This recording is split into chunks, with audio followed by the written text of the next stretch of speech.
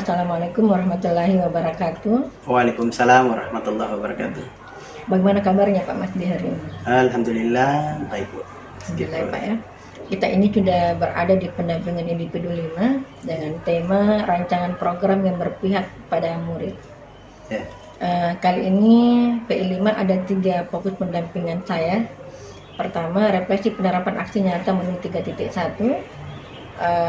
Diskusi rancangan program yang berdampak pada murid, kemudian diskusi perkembangan komunitas praktisi yang sudah Bapak bangun di sini dan bersama 4 TGP lainnya, serta implementasi dari rencana di Lokakarya 3 untuk berbagi gerakan sejawat. Pak Masdi, apa saja proses yang sudah berjalan selama 1 bulan ini? Baik, dalam 1 bulan ini proses yang saya sudah jalani tentunya mengikuti kegiatan-kegiatan di LMS, terutama materi yang saya menarik terakhir yang kami ikuti yaitu bagaimana memetakan aset yang ada di sekolah, kemudian bagaimana membuat program yang melibatkan siswa di dalamnya. Dari kedua materi ini saya rasa memang sungguh luar biasa ilmu yang kami dapat, bahwa ternyata ada banyak sekali potensi yang bisa kita manfaatkan di sekolah. Selama ini kita tidak sadari bahwa guru, sumber daya manusia, siswa, kemudian lingkungan sekitar sekolah itu sebenarnya bisa kita manfaatkan untuk membantu kegiatan kita di sekolah. Selama ini saya pribadi selalu berfokus pada diri sendiri dan jarang menyadari bahwa kegiatan atau masalah yang ada di sekolah itu ternyata bisa kita kolaborasikan bersama dengan pihak lain, bersama dengan masyarakat di sekitar sekolah, bahkan dengan murid itu sendiri. Dan ternyata itu di materi LMS kami dapatkan bahwa itu semua bisa jadi potensi untuk dikembangkan dan digunakan. Bahkan itu dianggap sebagai aset yang bisa bermanfaat untuk sekolah. Bahkan di pembelajaran kami pula mendapatkan bahwa ternyata hal-hal yang selama ini dianggap hambatan, hal-hal yang selama ini dianggap negatif, itu bisa kita jadikan itu sebagai potensi, bisa dijadikan menjadi aset untuk mengembangkan sekolah ke depannya atau mengembangkan diri secara khusus. Alhamdulillah Pak, capaian ternyata Bapak selama ini sangat sudah termasuk banyak ya, sudah masuk ke modul 3.3. Berikutnya ini kita masuk ke bagian inti pendampingan penerapan aksi nyata modul 3.1, refleksi proses pembuatan peta sumber daya. Bapak sudah jelaskan baik tentang sumber daya yang ada di sekolahnya Bapak. Apakah ada kendala dalam prosesnya? Dalam pemetaan sumber daya di sekolah ini Bu, sementara kami berproses, kami melakukan kolaborasi. Kebetulan di sekolah ini yang ikut kegiatan guru penggerak ini kami berjumlah 5 orang. Jadi dalam pemetaan aset yang ada di sekolah itu kami berkolaborasi. Kemarin sudah kami laksanakan pertemuan awal. Insyaallah nanti akan berlanjut pemetaan. Mungkin nanti akan dibuatkan semacam bentuk tertulis atau semacam poster bahwa ini aset-aset yang ada di sekolah yang bisa kita manfaatkan ke depannya. Apa saja aset yang mungkin bisa Bapak sebutkan? Iya, ada banyak Bu. Termasuk pertama bahwa sumber daya manusia kami di sekolah ini itu cukup banyak dan hampir semua sudah profesional. Yang tidak profesional pun hanya menunggu waktu. Mereka bahkan bisa bekerja bersemangat. Itu sumber daya manusia yang sungguh luar biasa, potensi yang kami miliki di sini. Kemudian secara yang tidak kelihatan bahwa rasa kekeluargaan yang ada di sekolah kami ini ternyata begitu banyak memberikan pengaruh positif. Itu kami anggap sebagai aset yang luar biasa, karena rasa kekeluargaan itu menjadi penyemangat kita dalam bekerja di sekolah. Kemudian dari aspek fisik di sekolah kami ada musola untuk mengembangkan kegiatan keagamaan, kemudian ruang praktek siswa yang bisa siswa gunakan untuk kegiatan berbagai hal, baik praktik maupun kegiatan pembelajaran lainnya. Kemudian justru kami kemarin berdiskusi, sedikit ada perdebatan bahwa ternyata lokasi sekolah kami yang dalam tanda kutip sempit itu ternyata bukan menjadi masalah, dan itu menjadi aset atau potensi untuk mengembangkan istilahnya pertanian, yang justru pertanian ya, yang meskipun tidak menggunakan tanah, itu ada potensi bahwa kita bisa menggunakan dengan sistem hidroponik, bisa ditanam dalam pot. Itu menjadi potensi yang aset yang ada di sekolah kami yang kami kembangkan. Jadi dalam tanda kutip terbatas, namun justru itu yang membuat kami termotivasi untuk mengembangkan kedepannya, kemajuan sekolah kedepannya. Terima kasih. Ruangan ini juga termasuk aset Iya. perpustakaan.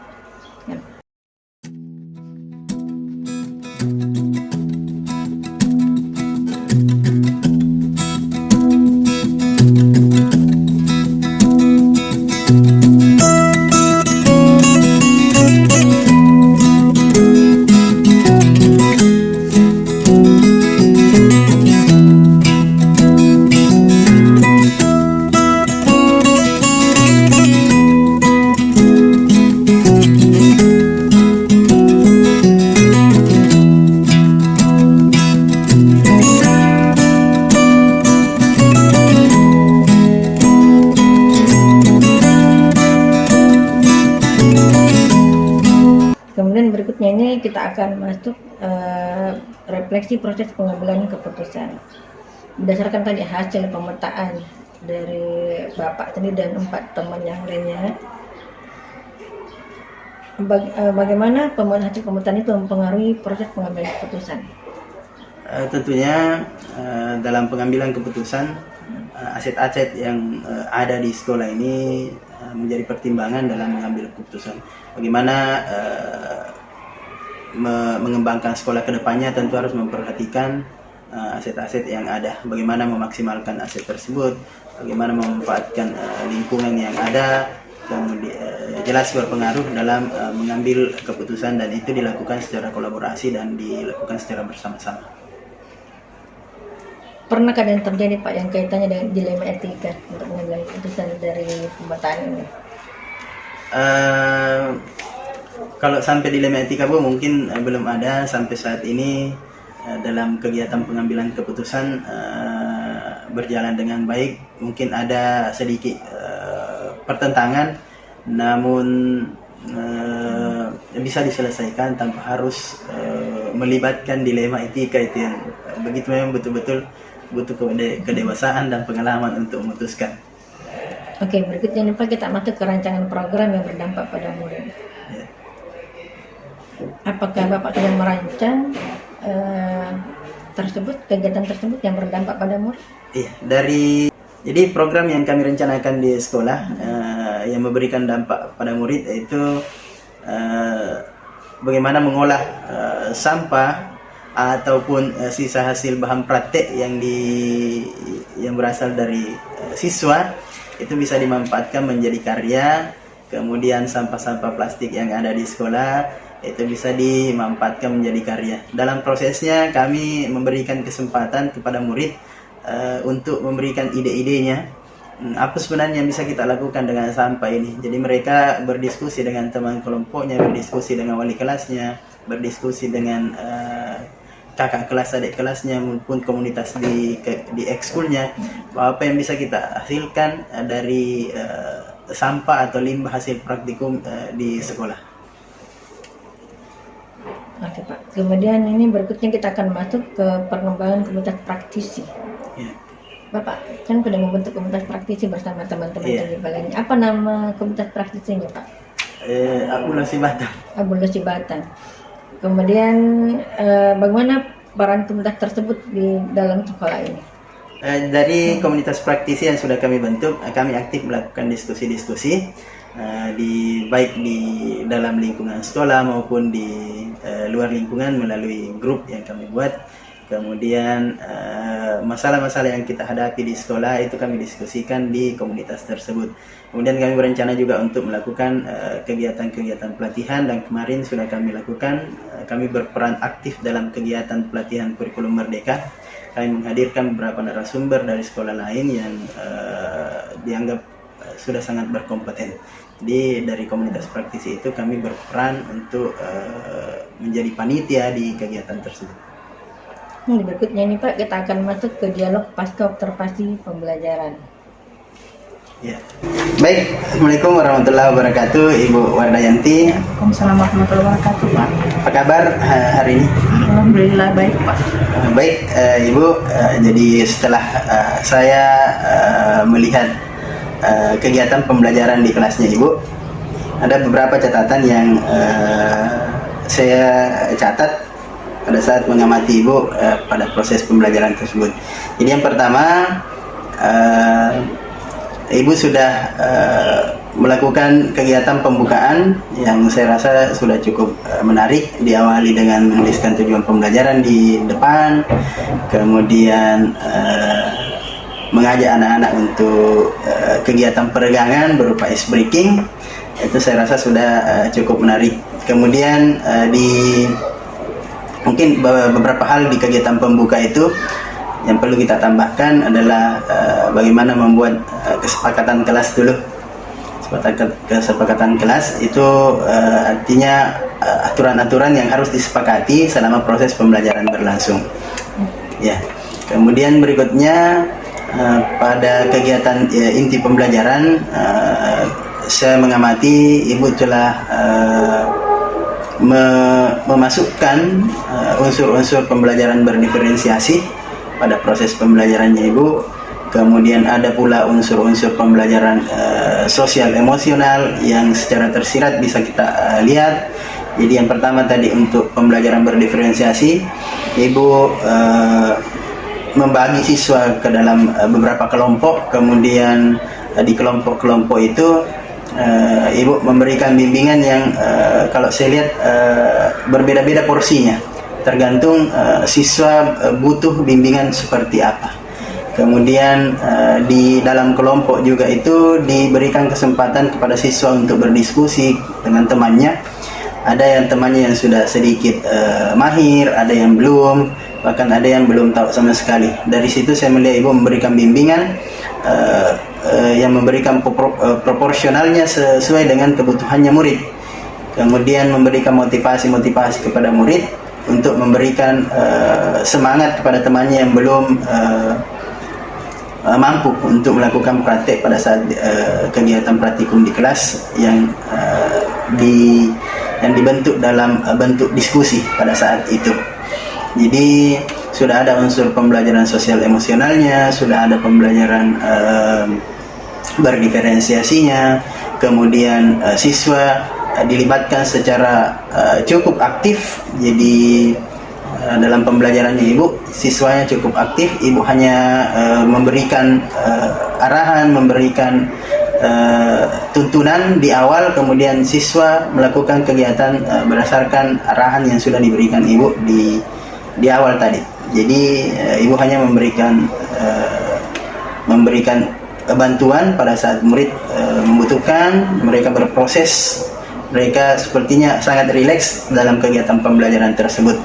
Jadi itu yang kita harapkan, anak-anak bisa belajar dengan merasa nyaman di kelas. Kemudian di kegiatan penutup, berdasarkan pengamatan saya, Ibu sudah memberikan kesempatan kepada murid untuk memberikan kesimpulan pembelajaran hari itu, pada saat itu memberikan kesimpulan. Jadi salah satu siswa dengan berani, dengan perasaan yang rileks, mampu mengajukan diri untuk memberikan kesimpulan pembelajaran yang mereka terima pada hari itu. Kemudian ditutup dengan pemberian apresiasi kepada siswa yang berani tampil untuk memberikan kesimpulan tersebut. Jadi itu mungkin yang bisa saya berikan komentar.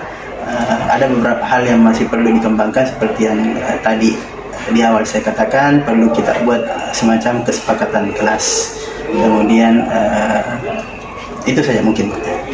Terima kasih. Iya, terima kasih banyak Pak atas segala bimbingannya selama kami melakukan proses pembelajaran di kelas.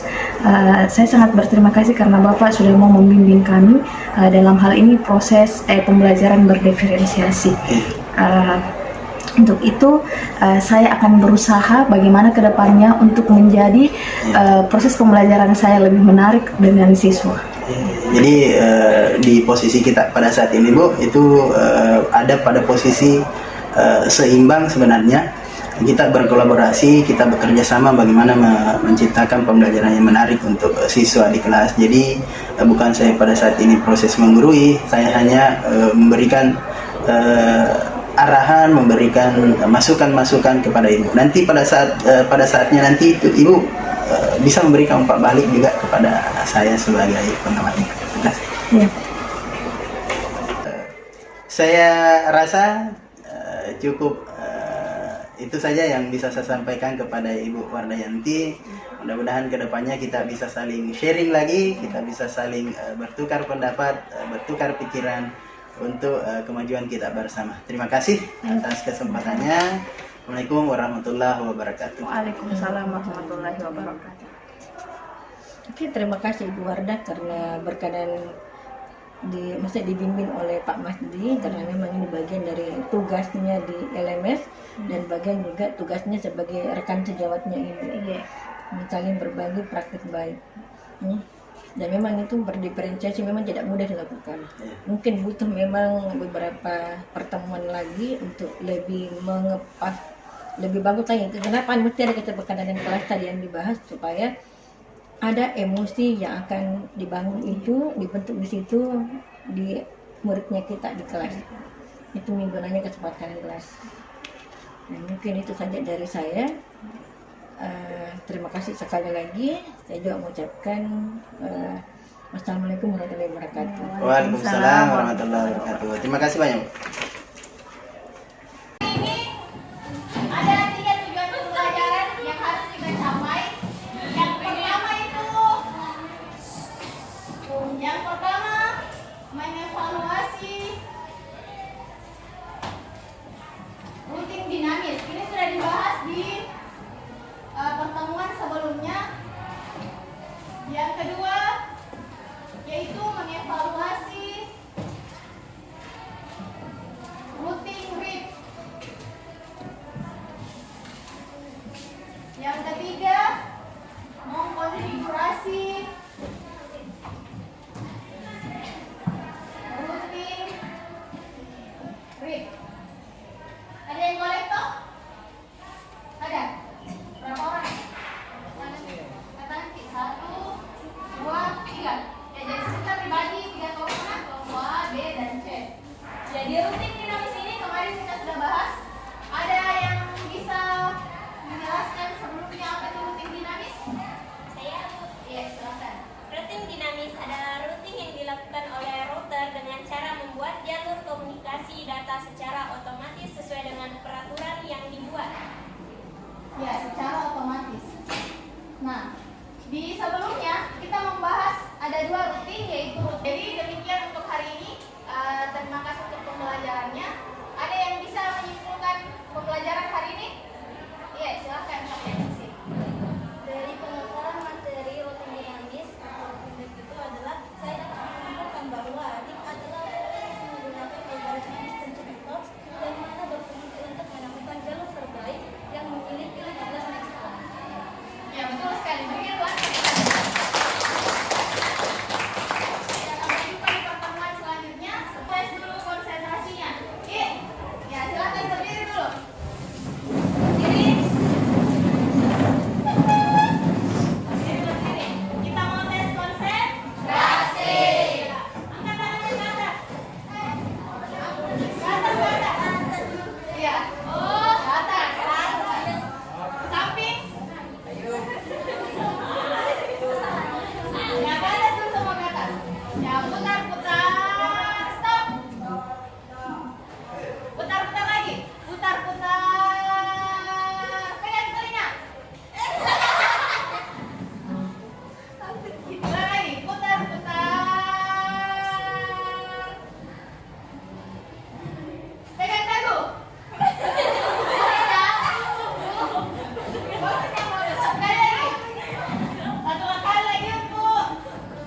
Melatih konsentrasinya.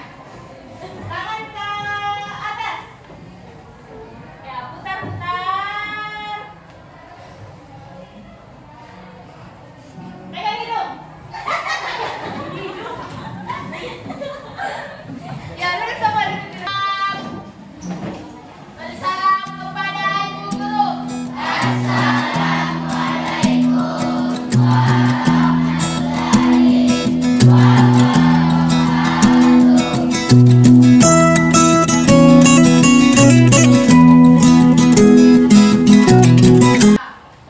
Mulai.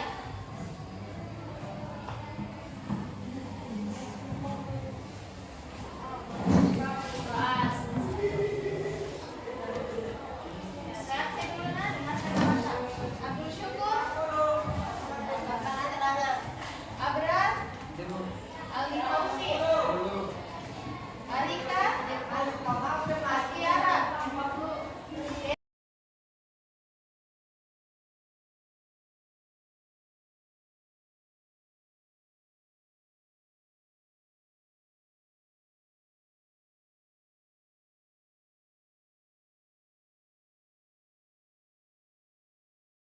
Berikutnya ini kita akan masuk ke bagian akhir pendampingan setelah melakukan dialog pasca observasi sama rekan sejawat Bapak, Ya. Bapak Ibu Wirda, Ibu Wardayanti. Wardayanti ya.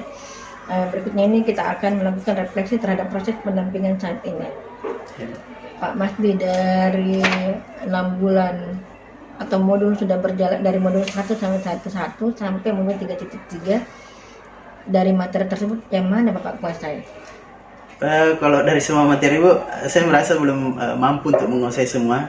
Namun dari materi itu ada banyak hal yang bisa saya dapatkan, terutama bagaimana pandangan saya dulu sebelum mengikuti kegiatan ini, bahwa semua kegiatan itu tidak ada hubungannya, tidak ada pengaruhnya dari murid, semua dari guru. Guru menjadi semacam diktator di kelas. Setelah mengikuti kegiatan ini, justru saya mendapatkan pencerahan yang justru kebalikannya, dan itu memang saya rasa inilah yang sebenarnya yang perlu dikembangkan pada saat ini, bahwa dalam proses kegiatan pembelajaran atau apapun itu, muridlah yang menjadi patokan kita sebagai guru, mengikuti kodrat zaman dan kodrat alam mereka. Jadi dalam proses pelatihan ini, dalam proses kegiatan guru penggerak ini, ada banyak hal yang saya dapatkan, yang paling berkesan di saya adalah, yang merubah mindset saya adalah bagaimana kita istilahnya menghamba kepada murid. Kemudian di akhir kegiatan kita diminta untuk bagaimana merancang program yang betul-betul melibatkan murid sepenuhnya dalam menentukan apa yang mereka inginkan. Itu Bu, yang paling berkesan. Kemudian berikutnya ini Pak, saya hanya mengingatkan untuk persiapan Bapak yang Bapak harus lakukan pada sebelum saya datang untuk pendampingan individu 6. Pertama, ini kegiatannya sama dengan PI 1. Bapak akan melakukan survei umpan balik kepada kepala sekolah, 5 rekan sejawat, 5 siswa. Kemudian nanti Bapak evaluasi diri sendiri dari tanggapan-tanggapan dari atau survei umpan balik dari rekan sejawat Bapak tadi, rekan sejawat, kepala sekolah, dan guru. Kemudian sebelum itu Bapak nanti akan melakukan juga diskusi terkait pemetaan aset. Itu juga mungkin bagian dari tugasnya Bapak di LMS. Kemudian nanti Bapak itu akan membuat jadwal diskusi, kemudian mengundang nanti mulai dari kepala sekolah, rekan sejawat, guru, kalau perlu tokoh masyarakat di sini, dan orang tua siswa. Kemudian nanti Bapak itu akan membuat notulen kegiatannya, foto-foto nanti hasil kegiatannya, dan nanti Bapak nanti mengumpulkan hasil pemetaannya, nanti Bapak lakukan di sini. Sekian pendampingan 5 hari ini. Wabillahi taufiq wal hidayah. Wassalamualaikum warahmatullahi wabarakatuh. Waalaikumsalam warahmatullahi wabarakatuh. Terima kasih. Foto ini Pak.